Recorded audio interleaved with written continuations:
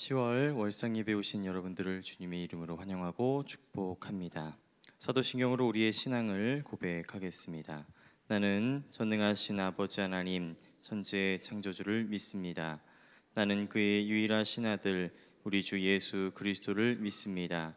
그는 성령으로 잉태되어 동정녀 마리아에게서 나시고 본디오 빌라도에게 고난을 받아 십자가에 못 박혀 죽으시고 장사된 지 사흘 만에 죽은 자 가운데서 다시 살아나셨으며 하늘에 오르시어 전능하신 아버지 하나님 우편에 앉아 계시다가 거기로부터 살아있는 자와 죽은 자를 심판하러 오십니다.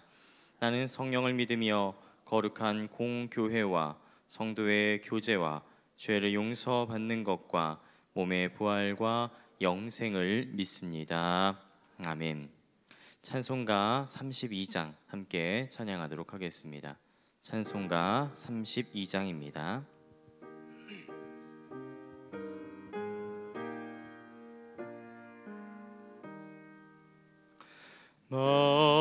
만유의 주제 존귀하신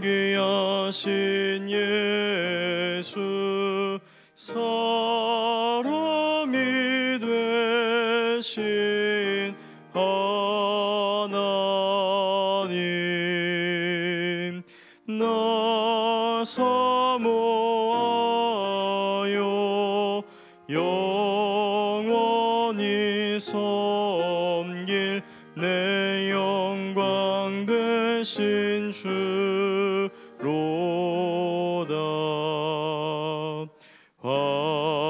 화려한 동산 무성한 저수목 다 아름답고 묘하나 순전한 예수 더 아름다워 봄 같은 기쁨 주시네.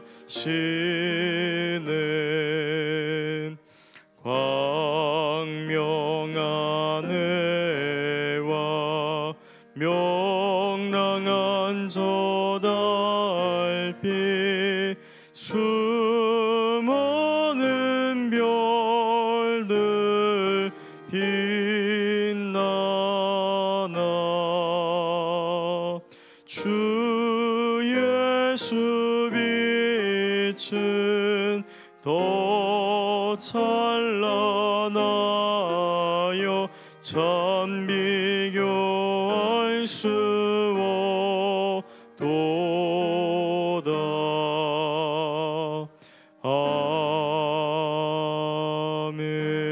아멘.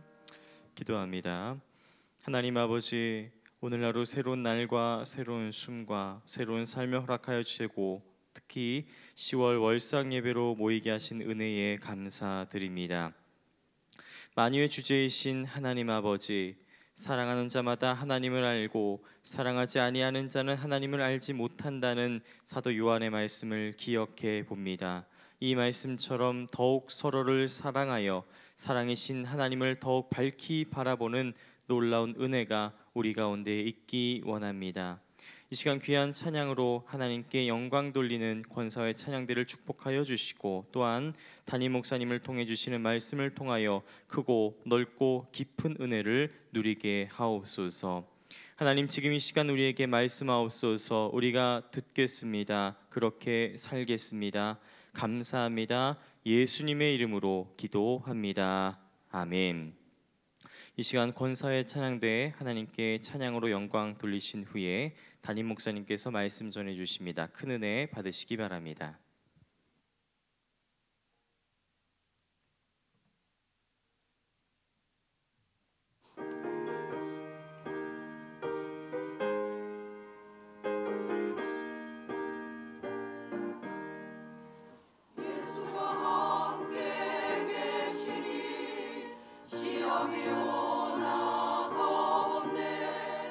기쁨의 근원 되시는 예수를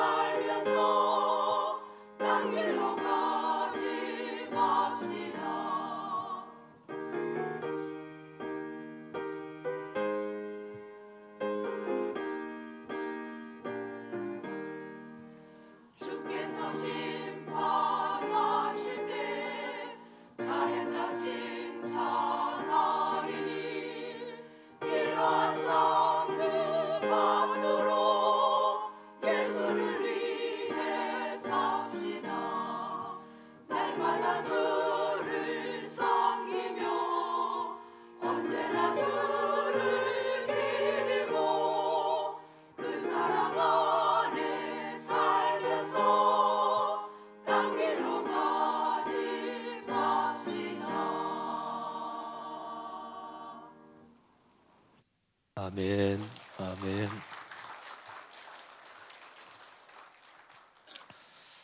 예, 언제나 주를 섬기며 그 사랑 안에 살면서 딴 길로 가지 맙시다. 찬양 가사가 마음에 큰 은혜가 됐고 또 권사님들의 수고와 섬김 주의 이름으로 축복합니다. 고맙습니다. 우리 권사님들 월상 예배마다 우리 수고해 주시는데 다시 한번 박수로 축복합니다.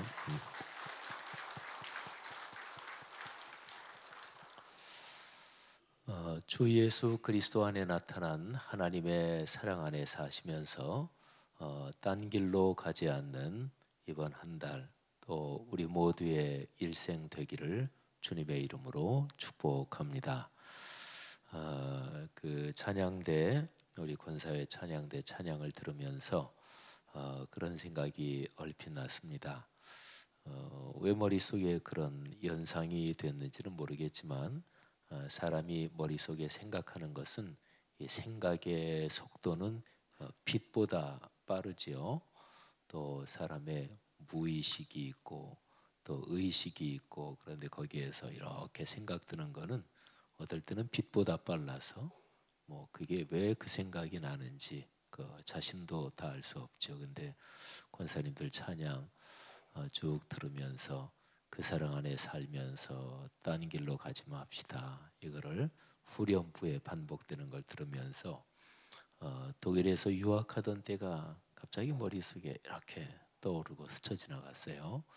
근데 유학하는 사람들이 딴 길로 가고 딴 마음을 먹으면 유학생활 실패합니다. 유학할 때는 오매불망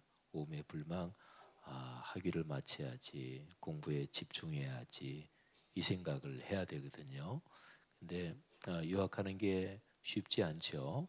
또 외국문화권에서 생활하는 게 그래서 집중력이 흐트러지고 또 마음이 약해져서 그냥 어떻게 하나 하지 말지 뭐 그냥 관두지 이러면 그 분명히 못하죠.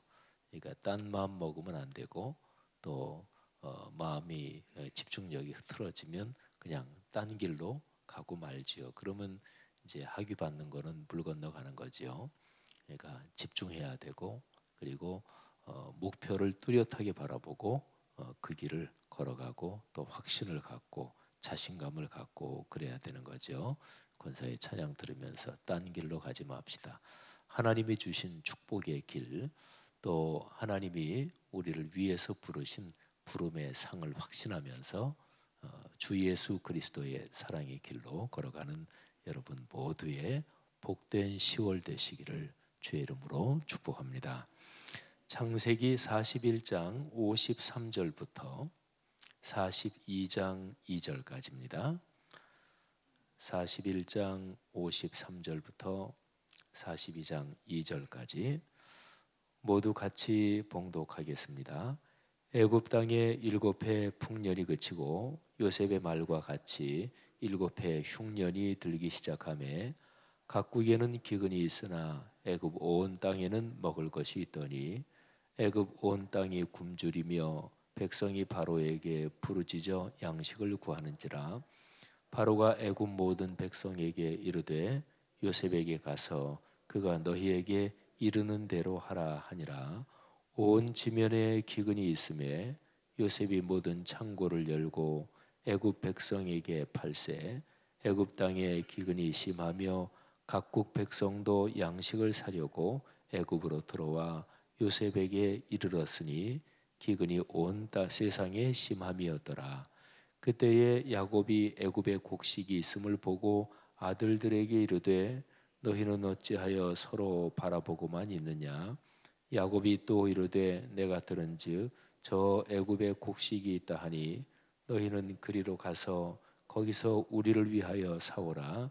그러면 우리가 살고 죽지 아니라 하리라 하매. 아멘. 요셉이 애굽의 총리가 되고서 그거를 시기하는 사람이 분명히 있었겠죠. 요셉은 타지 사람입니다. 그런데 애굽의 왕의 꿈을 해몽해 준 것 때문에, 해석해 준 것 때문에 애굽의 총리 자리에 오르게 됐습니다. 큰 권력과 권세의 자리죠. 그런데 어느 집단이나 또 큰 나라의 오래된 나라의 왕궁 그러면 거기에는 을의 권력 다툼이 있게 마련이고, 또 요즘 우리 정치로 말하면 이런저런 계파도 있고 또 친소 관계도 있고, 그런 건 뭐 예나 지금이나 인간 사는데 다 똑같은 거지요. 성경 말씀은 저 구름 위에서 천사들이 뭐 지내온 얘기 이런 게 아니고요. 창세기부터 계시록까지 이어지는 성경 말씀은 우리가 사는 이 땅에서 살았던 사람들의 얘기, 또 그런 역사, 그리고 그 가운데서 하나님께서 역사하시고 섭리하신 그 얘기가 바로 성경 얘기거든요. 그래서 성경 말씀을 묵상할 때는 사람이 사는 삶의 모습, 또 지금 우리가 사는 삶의 모습, 이런 거를 가지고 이 성경 말씀을 이렇게 묵상해야 되는 거죠. 7년 동안의 큰 풍년이 그치고 이제 드디어 7년의 흉년이 들기 시작했습니다. 오늘 여기 53절, 54절이 그거잖아요. 요셉이 애굽의 왕의 꿈을 그렇게 해석을 했습니다. 7년 동안 큰 풍년이 있을 것입니다. 그런데 그 풍년이 지나면 또 바로 이어지는 7년 동안 무서운 흉년이 있을 것입니다. 요셉을 시기하고 또 요셉 이 가진 권력을 탐내는 사람들이 분명히 있었을 것입니다. 요셉이 애굽의 총리가 되기 전에 애굽의 총리가 아마도 있었겠죠. 또는 애굽 왕 그 다음에 2인자 자리를 넘보는 사람도 분명히 있었을 것이고, 그러니까 그런 사람들은 요셉이 무슨 실수를 하지 않나, 저 요셉 꼬투리 잡을 게 없나, 그런 거를 보고 있었겠죠. 그리고 특별히 요셉이 애굽 왕의 꿈을 해석을 해주었는데 그 꿈의 해석대로 7년 동안 계속 풍년이 매년 이렇게 들었습니다. 그런데 애굽 땅에 풍년이 든다, 그거는 그렇게 이상한 일은 아니었습니다. 중고등학교 때 그 세계 역사 배운 거 한번 조금 머리에만 떠올려봐도 애굽의 나일강 하구 그 삼각주라 그러죠.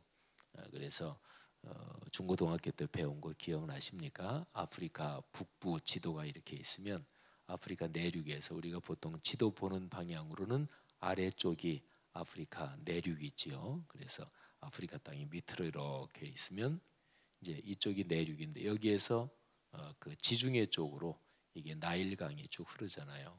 그리고 지중해 바다 다 가서는 거기서 이렇게 부채꼴 모양으로 이렇게 퍼지는 그게 나일강 삼각주죠.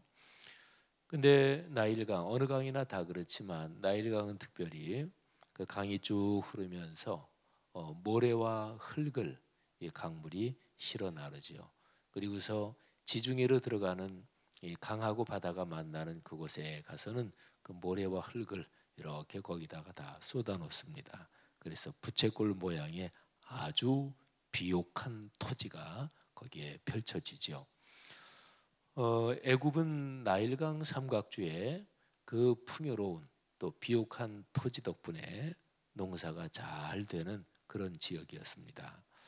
그러니까 강수량만 뭐 특별한 이변이 없으면 애굽은 풍요로운 곳입니다. 그러니까 고대 문명 중에 나일강 문명이 거기에서 발생을 한 거죠. 7년 동안 풍년이 들 때 요셉을 시기하고 또 요셉이 잘못됐으면 좋겠다, 기회를 노리고 있던 사람들은 아마 이렇게 생각을 했을 것입니다. 뭐 우리 애굽 땅에 풍년 들은 거야, 뭐 이상한 일도 아니지. 어떤 일이 잘 될 때 그거를 마음으로 기뻐하지 않고 아이 뭐 그런 정도 뭐 이런 사람들이 있죠. 이제 그런 심정을 가진 사람은 속에서 뭐가 심사가 이제 이렇게 비틀어진 사람이죠. 다른 사람이 잘 되는 걸 볼 때 진실한 마음으로 아유 참 잘 됐네, 아유 참 잘했어, 이렇게 얘기해 줄 수 있는 사람이 그 사람의 마음이 건강한 거예요. 또 그런 사람이 인품이 훌륭한 것입니다. 우리말에 사촌이 땅을 사면 배가 아프다, 이런 속담이 있죠. 근데 그거는 우리나라만이 아니고 사람이 사는 세상 어디에나 인간 심리는 다 비슷해요. 그게 이제 보통의 사람 마음이라는 거죠. 사람은 누구나 비교 의식이 있고 시기심도 있고 내가 더 잘 됐으면 좋겠다, 이런 경쟁 의식도 있는 거죠. 그래서 다른 사람이 잘 될 때 그거를 진실한 마음으로 기뻐해 주는 거, 그걸 보면 그 사람의 인품과 인격, 사람됨을 알 수가 있는 거죠. 7년 동안 풍년이 들 때 말씀드린 대로 뭐 애굽에서는 그렇게 뭐 이상한 일은 아니에요.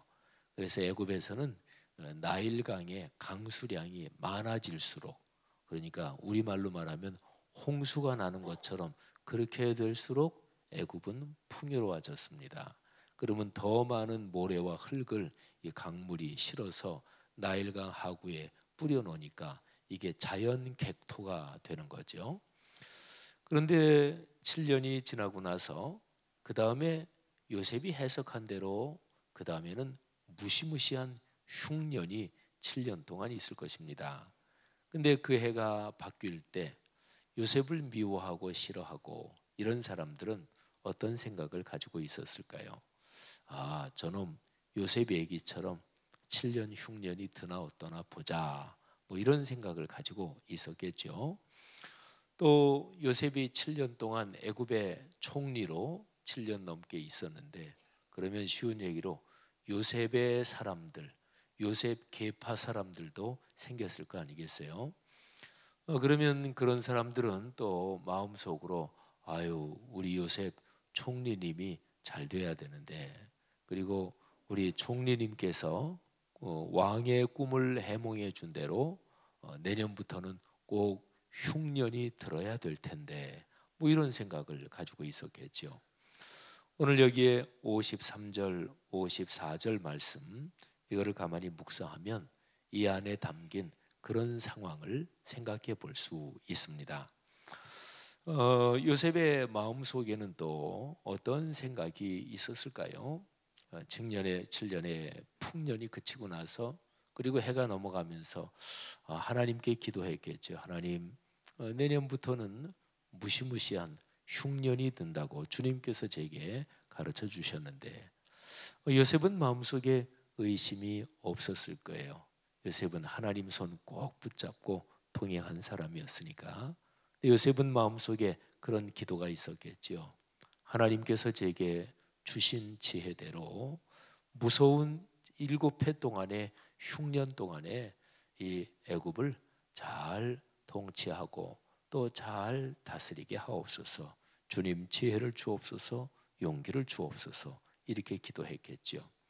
우리가 오늘 읽은 말씀처럼 그래서 무서운 기근이 닥치고, 그리고 농사가 지난해까지도 그렇게 풍년으로 농사가 잘 됐는데 바로 그 다음에는 쉽게 표현하면 모든 농사들이 폭삭 망할 정도로 어렵게 됐습니다. 그래서 각국에는 기근이 있었습니다. 그러나 애굽 온 땅에는 먹을 것이 있었습니다. 저는 오늘 여기 본문 말씀을 생각하면서 영적인 기근에 대해서 생각을 했습니다. 아모스서의 기록에 그런 말씀이 있지요.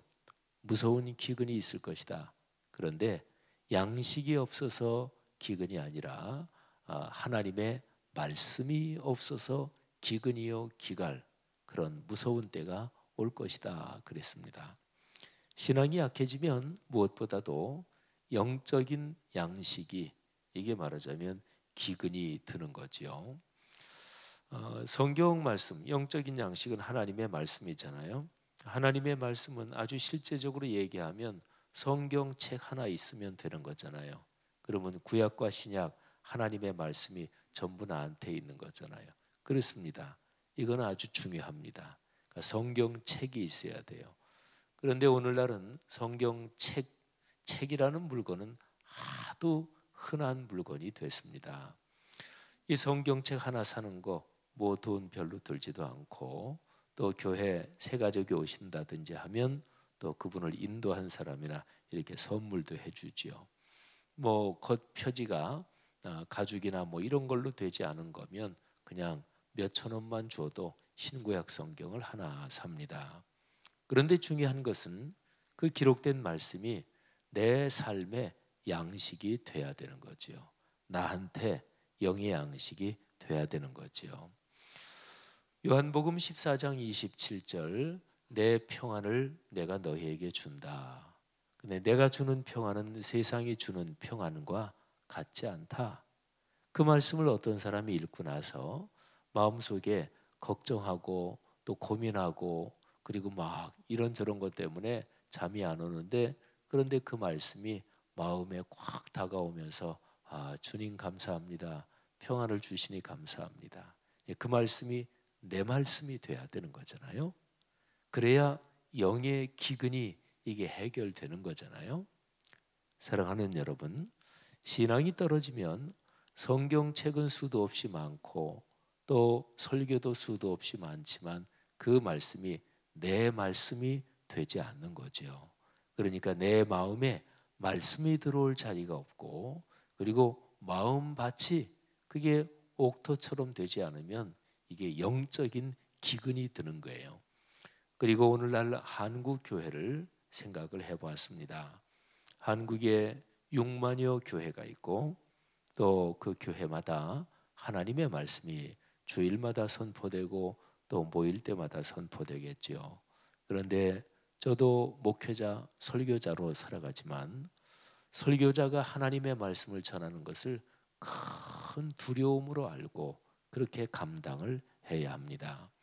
뭐 신학을 공부했고 또 목회 5년, 10년, 20년 목회하다 보면 성경의 어떤 본문 하나 가지고 말씀 전하는 거, 그건 뭐 그렇게 어렵겠어요.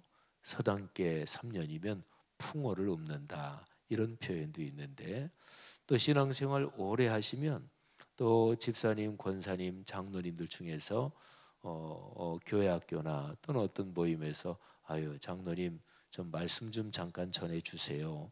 그러면 장로님 정도 되시면 뭐 어떤 성경 본문 가지고 뭐 한 20분 뭐 이렇게 설교하는 거 뭐 그렇게 어렵지 않잖아요. 그러면 목사들은 뭐 더 그럴 거 아니겠어요? 그런데 이 말씀을, 지식의 내용을 단순히 전하는 것보다 이 말씀이 나의 고백이 돼서 전해야 되는 것이고요. 그래서 말씀을 전하는 게 쉽지 않은 것이고, 그 다음에 또 중요한 것은 이 성경 말씀대로 진짜로 전해야 되는 거죠. 진짜로 전해야 되는 거죠. 예를 들어서 큰 대형 교회가 담임 목사직을 세습했다. 그건 결코 성경적이 아닐 텐데, 그런데 무지무지하게 많은 교인이 모이는 그 교회 성도들은 그거 그냥 다 괜찮다 생각하고 있는 거예요. 그러면 그 교회 성도들은 무슨 성경 말씀을 들었던 것일까요? 또 담임 목사직이, 대형 교회 담임 목사직이 세습하고 그렇게 계속 밀어붙이는 그 목사님은 무슨 말씀을 전하고 있는 것일까요? 그러니까 66권 성경 이 내용을 단순히 지식적으로 전하고 이 성경 말씀을 전하면서 자기가 원하는 대로 목사 자신이 또는 어떤 성도 자신이 내게 이익이 되는 식으로 성경을 그렇게 이용해 먹는 것은 죄악 중에서도 가장 무서운 죄악인 거지요. 하나님의 말씀에 대해서 두렵고 떨리는 마음이 있어야 돼요. 사랑하시는 성도 여러분들이요, 오늘날 한국 교회에 하나님의 말씀이 풍요하게 살아 움직이는 그런 교회들이 많이 있을 것입니다. 그런데 우리 말씀삼 공동체 성락성결교회가 우리 한국교회 전체적으로 말씀이 풍요롭다, 살아 움직인다, 전반적으로 그렇게 보기는 쉽지 않을 거예요. 그러니까 한국교회 전체적으로 보면 말씀의 기근이다, 이렇게 봐도 좋을 텐데, 이런 가운데서 하나님의 말씀을 두렵고 떨리는 마음으로 전하는 설교자들이 있는 교회, 또는 말씀을 진정으로 사모하는 그런 성도님들이 계신 교회, 그런 교회들이 있을 테고, 그리고 우리 교회도 그런 교회로 기도하며 애쓰고 있는데, 바로 이곳에 하나님의 말씀이 더욱더 풍요로워지기를 주님의 이름으로 축복합니다. 저를 비롯한 모든 부교역자들, 또 모든 설교자들이 그렇게 애쓸 것입니다. 그리고 장로님들을 비롯한 모든 성도들도 하나님의 말씀을 진정으로 사랑하고 사모하는 그런 심정으로 기도하고 같이 교회를 일구어 가는 거지요. 애굽 온 땅에는 기근이 있었고 각국에도 기근이 있었지만, 그런데 애굽 땅에 하나님의 사람 요셉이 있어서, 그래서 애굽 땅에는 먹을 것이 있었습니다. 양식이 있었습니다. 이런 귀한 일이 여러분 모두, 우리 모두에게 넘치기를 축복합니다. 영의 양식, 거기에 덧붙여서 육신의 양식이 풍요롭기를 주님의 이름으로 축복합니다. 성경에서 우리에게 말씀하는 그 축복은 언제나 영적인 풍요로움과 육신의 풍요로움이 같이 진행이 됩니다. 물론 육신의 풍요로움이 이게 깨지고 육신의 양식이 어려워질 때, 하나님은 그때 우리의 삶에 이런저런 교훈을 주시고 가르침을 주시는 중인 거지요. 우리를 훈련하고 계시는 거지요. 그런데 하나님께서 궁극적으로 주시는 복은 영적인 그리고 육적인 풍요로움이 같이 작동하는 것입니다. 여러분 가정의 삶에 경제적인 그리고 육신의 양식이 끊어지지 않고 풍요롭기를 주의 이름으로 축원합니다. 그러려면 지혜가 있어야지요. 여기에 애굽에 요셉이 7년 동안의 놀라운 풍년, 그때에 이 요셉이 양식을 잘 저장했잖아요. 그리고 계속해서 곡식 창고를 더 짓고 계속해서 저장했잖아요. 그리고 저장하는 것도 쉬운 일은 아니죠. 뭐 사과 같은 거를 사면 뭐 얼마나 저장이 가능할까요? 어느 정도 저장하면 이게 못 먹게 되고 그러잖아요. 그러니까 무더니도 애를 썼을 것입니다. 또 저장한 게 썩지 않도록 또는 어떻게 축나지 않도록 요셉이 얼마나 지혜를 발휘해서 그 수많은 곡식들 그거를 저장했겠어요. 그거 가지고 앞으로 7년을 먹어야 돼요. 애굽뿐만 아니라 주변 나라, 애굽을 중심한 고대 근동 지방에 무시무시한 흉년이 들었으니까 주변 나라들에서도 양식을 사러 올 것이고, 그런 것도 물론 미리 생각을 했을 것입니다. 그러니까 애굽만 먹이는 게 아니라 그 양식을 가지고 그 고대 근동 지방 주변까지 다 먹여야 했습니다. 그 7년 동안 요셉은 얼마나 신경을 쓰고 기도하면서 살림살이를 해나갔을까요? 사랑하신 여러분, 사실은 한국 교회 전체는 전체 교세가 줄고 있는 중입니다. 어느 교단을 막론하고 다 공통적이에요. 교회 학교가 다 줄고 있습니다. 그리고 큰 교단이고 작은 교단이고 막론하고 한 절반 정도는 교회 학교가 아예 없는 교회가 한국 교회 한 절반 이상이 됩니다. 전체 신자 수도 다 줄고 있고요. 우리 한국에서 해외 파견한 선교사가 대략 한 2만 몇천 명 정도 됩니다. 근데 앞으로 향후 한 5년 내지 8년 어간에 한국 교회가 해외 파송한 선교사분들 중에서 한 4분의 1 정도는 철수하든지 아니면 독자적으로 생존할 수 있는 방안을 마련하든지 둘 중에 하나가 돼야 될 것입니다. 선교사들에게 선교비가 안 가면 어떻게 살아요? 당장은 먹어야 살잖아요. 근데 한국 교세가 점점 주니까 선교비가 점점 줄어들 것은 뻔한 일이지요. 한국교회 앞으로 그렇게 될 텐데 이런 상황 가운데서 그래도 버틸 수 있는 교회들이 버텨 주어야 돼요. 우리 교회처럼 규모가 있는 교회들이 그래도 우리가 지금 하고 있는 이 선교를 유지해 줘야 됩니다. 그래서 제가 우리 교회 장로님들 또는 선교 관련된 지도자분들한테 하는 얘기가 그런 얘기예요. 선교는 절대로 감정적으로 감성적으로 하면 안 됩니다.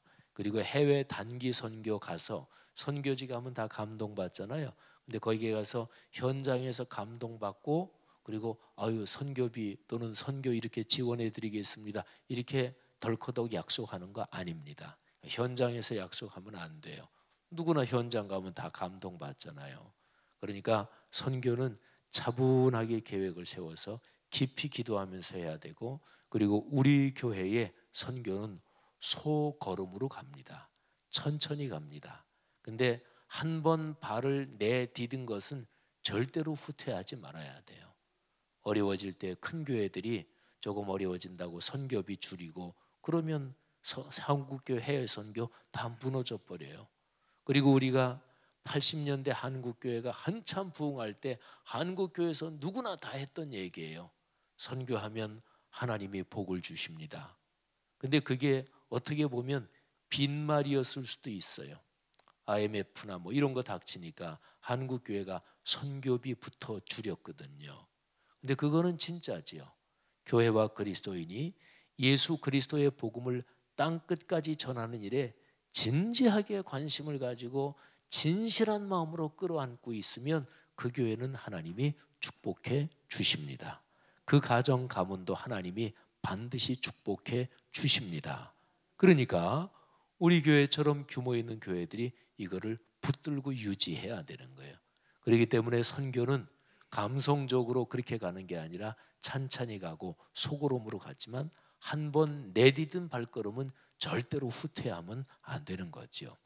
사랑하신 여러분, 요셉이 애굽을 통치하던 시절에 애굽에는 풍년도 있었고 무서운 흉년도 있었습니다.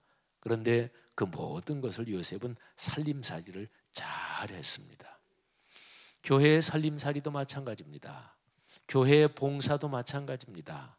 교회 모든 게 또 내가 봉사하는 부서 이런 게 잘 될 때 그때는 누구나 다 잘할 수가 있어요. 그런데 내가 봉사하는 부서 찬양대든 교회학교든 남녀전도회든 교구든 어떤 부서든지 간에 요즘 우리 부서의 분위기가 안 좋아. 근데 그때의 그 부서 살림살이를 잘하는 사람, 그 사람이 진짜 하나님의 사람이고 하나님께 칭찬받을 사람인 거지요. 사람과의 관계가 있으면 갈등을 풀고 해결하고 또 그중에 좀 나이가 있으신 분이 일로 와 우리 식사 한번 같이 해 이래가지고 같이 이끌고 가고 그런 귀한 역할을 감당하는 사람들이 귀한 하나님의 축복을 받은 사람이지요. 우리 모두가 그런 일이 있기를 주의 이름으로 축복합니다. 42장으로 넘어가면 야곱은 이제 애굽 위쪽에 북쪽에 가나안 땅 남쪽 지역에 살고 있었죠. 거기도 흉년이 들었어요. 야곱이 아들들에게 말합니다. 야, 애굽에 가서 양식을 좀 사와라. 저는 41장 마지막 부분하고 42장 앞에 부분 2절, 2절을 이렇게 묵상하면서 이런 생각을 해봤습니다. 여러분이 다른 사람을 위해서 예를 들어서 서로 배우자가 아니라 아니면은 애들을 위해서라든지 또는 부모님을 위해서라든지 생일이라든지 이런 게 돼가지고 깜짝 선물을 주려고 준비했던 걸 한번 생각을 해보세요. 그러면 상대방은 몰라요.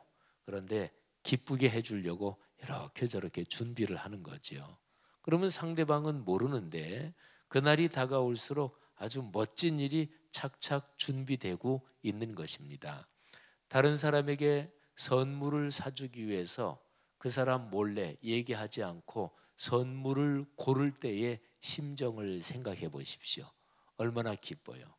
그러니까 당사자는 모르는데 모든 일이 진행이 되고 있는 거예요. 지금 애굽 땅에 7년 동안의 풍년과 또 바로 이어지는 무서운 흉년이 들기 시작하고 이럴 때에 하나님께서는 어떤 심정이셨을까요? 하나님은 큰 섭리 가운데 아브라함, 이삭, 야곱의 이 3대로 내려가는, 그 다음에 요셉 또 유다 이렇게 내려가는데 하나님은 이 모든 것을 섭리하고 계셨잖아요. 그리고 요셉을 미리 애굽으로 파송하셨고, 그리고 풍년과 흉년이 7년씩 이어지게 하셨고, 그러면서 하나님은 이 야곱의 모든 가솔 가문을 애굽으로 내려가서 한 400여 년 살게 하시는 거예요. 그리고 나서 출애굽, 그리고 광야 40년, 그리고 약속의 땅 가나안 땅을 이스라엘 민족에게 주시는 거죠. 하나님의 큰 섭리 가운데 이런 일이 진행되고 있습니다. 그걸 이렇게 보시면서 하나님의 심정은 어떠셨을까요? 사랑하신 여러분, 처음과 끝을 알고 있으면 안달하지 않습니다. 그리고 그 일이 좋은 일이면 일이 쭉 진행되는 가운데 흐뭇한 미소를 지을 수가 있는 거지요. 여러분, 지금 하나님의 심정이 그러실 것입니다. 여러분의 삶은 어떤 것일까요? 사람은 살면서 누구나 다 우여곡절을 경험하고 큰 일이든 작은 일이든 일을 진행하면서 어떨 때는 힘들어서 어깨가 처지기도 하고 안달하기도 하고, 어떨 때는 조금 잘 된다고 막 좋아하기도 하고, 그러다가 또 이렇게 꺾어지면 또 풀이 죽기도 하고, 사람 누구나 정도 차이는 있지만 이런 일은 경험하죠. 그런데 아십니까? 하나님께서 당신의 자녀들의 삶에 개입하시고 당신 자녀들의 삶을 이끌고 가십니다. 하나님의 섭리가 여러분의 삶을 이끌고 가시는 것을 믿으시기를 바랍니다. 그러면 삶에서 일어나는 어려운 일 또는 조금 잘 되는 일, 이 모든 것이 합력해서 선을 이루게 되는 거죠. 이게 신앙이잖아요. 이게 믿음이잖아요. 하나님이 살아계시고 그 하나님께서 나를 사랑하셔서 이 예수 그리스도를 십자가에 못 박히도록 해서 나를 구원해 주시고 지금 내 삶에 같이 계신다. 이거를 신앙이라 그러잖아요. 이 본질을 붙잡아야지요. 이 10월 한 달 여러분에게 그런 축복의 달이 되기를 주님의 이름으로 축원합니다. 기도하겠습니다. 들은 말씀을 붙잡고 10월 한 달을 주님 앞에 맡기면서 기도하는 시간을 갖겠습니다. 여러분의 아들, 딸을 위해서 기도하시고 손녀, 손자를 위해서 기도하시기를 바랍니다. 또 여러분의 가정의 경제 생활을 위해서 기도하시고, 또 몸의 건강이 안 좋으신 분들 건강을 위해서 또 기도하시기를 바랍니다. 그리고 우리 교회의 사역들을 위해서 기도해 주시고, 그리고 나라와 민족을 위해서 기도해 주시기를 바랍니다. 우리나라가 보수 진보로 이게 많이 갈려서 싸우고 있는데, 보수적인 것도 필요하고 진보적인 것도 필요하지요. 그런데 더 중요한 것은 진실한 것입니다. 나는 보수 편이니까 내가 편드는 쪽이 거짓말하고 진실해도 난 상관없어. 나는 이쪽 편이야. 그건 그리스도인으로서 잘못된 거지요. 나는 진보 편이니까 이쪽이 내가 편드는 사람, 우리 편이 거짓말해도 난 계속 이쪽 편이야. 그거는 아닙니다. 그리스도인은 보수 편도 아니고 진보 편도 아니고 성경 말씀을 중심으로 한 하나님 편인 거죠.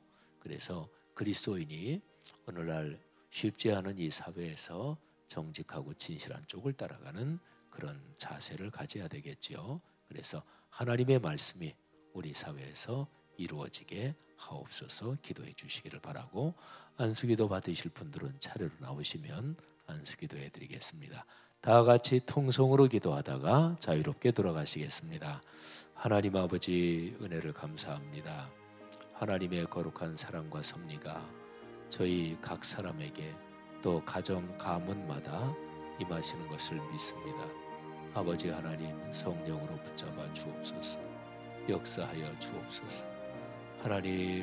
하나님께서 우리 성도들 가정마다 영의 양식이 끊이지 않게 하시고 육의 양식이 끊이지 않게 하시고 영적으로 풍요로울 뿐 아니라 경제적으로도 풍요롭게 하시고 아들, 딸, 손녀, 손자 걸어가는 삶의 여정에 하늘에 거룩하는 종이 함께해 주옵소서.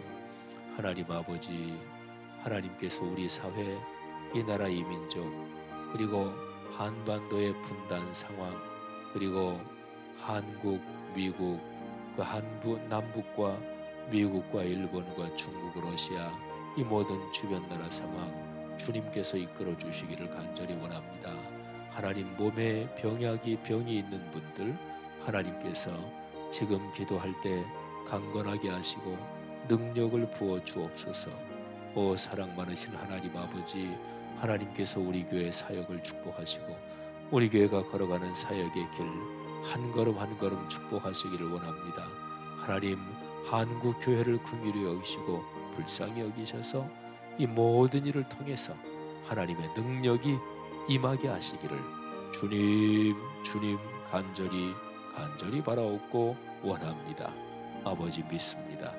이 시간에 사랑하는 성도들의 기도를 주님께서 응답하시며 특별히 부족한 종이 주님의 거룩한 명에 따라 사랑하는 성도들 머리에 안수하여 기도할 때 하나님께서 역사하시고 친히 능력으로 부어주시기를 주님 간절히 바라옵고 원합니다. 감사합니다. 축복